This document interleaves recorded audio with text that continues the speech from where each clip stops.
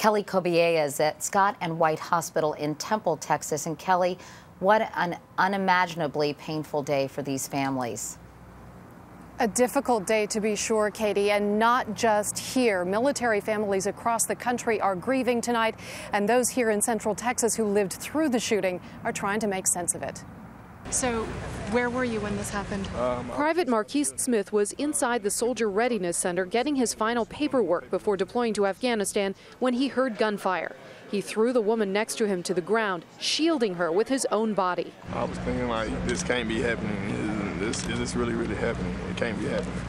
When it was over, Private Smith had a bullet hole in the sole of his boot, but his body was in one piece. He pulled 4 fellow soldiers out of the building, all injured by a brother in arms. I'm just hurt because he's one of our own, and he actually did something like this to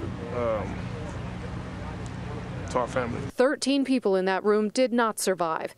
Jason Dean Hunt of Oklahoma was just 22 years old, an avid video gamer and a quiet type devoted to family. He was married 2 months ago. Private Francesca Velez was only 21. She was 3 months pregnant, had finished a tour of duty in Iraq, and was headed home to Chicago for Christmas and maternity leave. Private First Class Michael Pearson was the same age, 21. He was from Bolingbrook, Illinois, a gifted guitarist, according to his family, who wanted to serve his country and see the world. He was content being who he was, and who he was Mikey. You can't really describe him.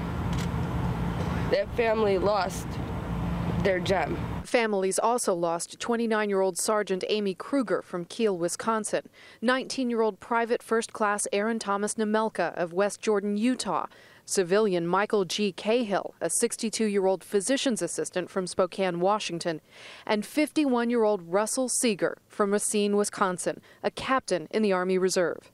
There are stories of heroics, too. 19-year-old Amber Barr tied a tourniquet around a fellow soldier and carried him to safety, not realizing she was shot in the back. And there's the woman who may have saved the most lives, Kimberly Munley, a civilian officer who fired the shots that brought down the suspect. Her neighbors say that's the kind of woman Munley is. She had a almost break-in into her house, and she chased him off and then went through the neighborhood to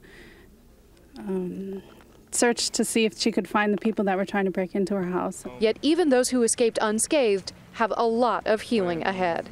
I have mixed emotions. One, depression, anger, and fear still. Fear of? If it happened once, it could happen again. That's what I have fear of.